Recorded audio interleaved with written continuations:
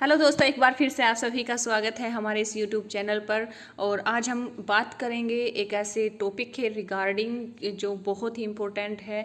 जब हम किसी भी एग्ज़ाम की प्रिपरेशन कर रहे होते हैं तो हमारे सामने बहुत बड़ी समस्या होती है कि हम टेक्स्ट बुक पढ़े बिना नोट्स बनाए पढ़े या फिर नोट्स बनाए। नोट्स क्यों बनाए, कैसे बनाए और किस तरीके से बनाए कि हमारा जो नोट्स है वो सिलेक्टिव हो। तो ये बहुत सारे क्वेश्चन होते हैं और जब हम नोट्स बनाए भी अगर तो सबसे बड़ी समस्या, सबसे बड़ा सवाल हमारे सामने यही होता है नोट्स बनाते समय कि हम कहाँ से शुरुआत करें, क्योंकि हमारा जो सिलेबस होता है वो किताबें होती है वो इतनी सारी होती है कि समझ नहीं आता। हमारा जो सिलेबस है चाहे वो किसी भी एग्ज़ाम का हो वो एकदम ब्रॉड होता है, लेंदी होता है। तो इतनी सारी किताबें हो जाती है, कुछ कंपटीशन की हो जाती है, कुछ टेक्स्ट बुक हो जाती है, तो एक तरह से लाइब्रेरी हमारा रूम बन जाता है। तो स्टार्टिंग करते वक्त हमें ये समझ नहीं आता कि शुरुआत हम कहाँ से करें। और कुछ चीज़ें ऐसी होती हैं, कुछ ऐसे टॉपिक होते हैं जो समझ नहीं आता कि उनको किस तरीके से हम कंसाइज करके नोट्स में लिख सकते हैं।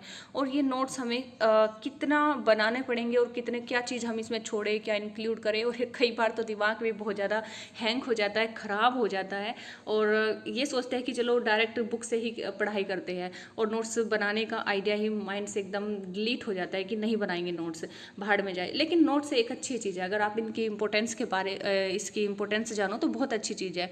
बस आपको तरीका पता होना चाहिए। सबसे पहले यहाँ पर देखेंगे क्या इंपॉर्टेंस है। जब हम किसी भी नोट्स को प्रिपेयर करते हैं तो उनसे क्या उसकी उपयोगिता होती है। वाई टेक्स्ट नोट्स, हमें नोट्स क्यों बनाने चाहिए। हेल्प्स योर राइटिंग, आपकी राइटिंग इंप्रूव होती है, डेफिनेटली होती है। आप जब उसमें लिखते हो तो चीज़ें इंप्रूव होती है। हेल्प्स अंडरस्टैंडिंग, जब आप किसी भी चीज़ को नोट्स बनाते हो तो समझ कर ही आप उसमें कुछ ना कुछ लिखोगे।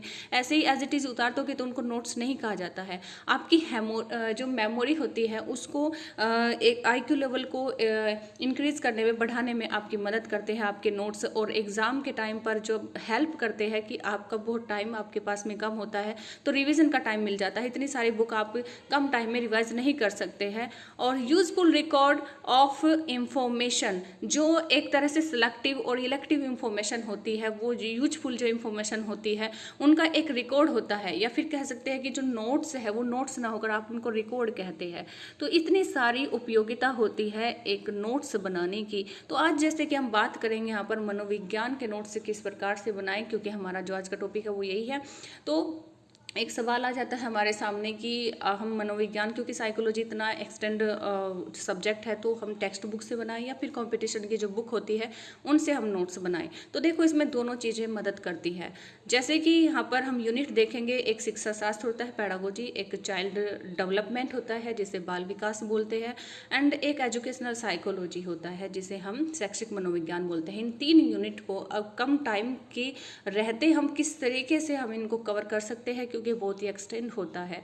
तो चलिए जान लेते हैं ट्रिक। सबसे पहले हमें क्या करना होता है, सबसे पहले हम रिगार्डिंग बुक का जो सिलेबस है वो यहाँ पर देखेंगे। सिलेबस जब हमारे सामने होगा उसके अकॉर्डिंग हम कलेक्ट करेंगे बुक को, और बुक हमारे पास में अगर आ गई तो उसके बाद में तब देखेंगे उसके अकॉर्डिंग हम यूनिट बनाएंगे, अपने बुक में से यूनिट बनाएंगे। यूनिट के अकॉर्डिंग फिर हम डिवाइड करेंगे कि हमें कौन सी यूनिट को या फिर कौन सी बुक को कितना दिन देना है। और जब हम ये डिसाइड कर ले तो उसके बाद से हम एक सुटेबल टाइम टेबल डिसाइड करेंगे। सुटेबल टाइम टेबल के अकॉर्डिंग अपनी पढ़ाई स्टार्ट करेंगे और उसके अकॉर्डिंग हम अपने नोट्स बनाएंगे।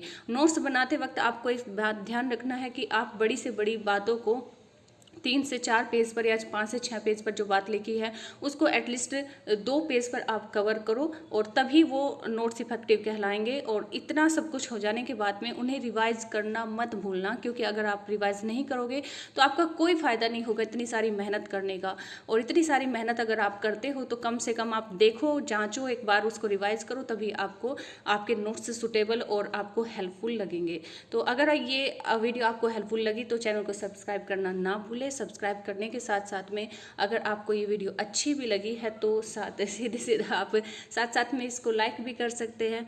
और लाइक और सब्सक्राइब करते हुए आप बेल आइकन को प्रेस करना बिल्कुल ना भूलें, क्योंकि नेक्स्ट वीडियो का नोटिफिकेशन आपके पास में तभी आ पाएगा।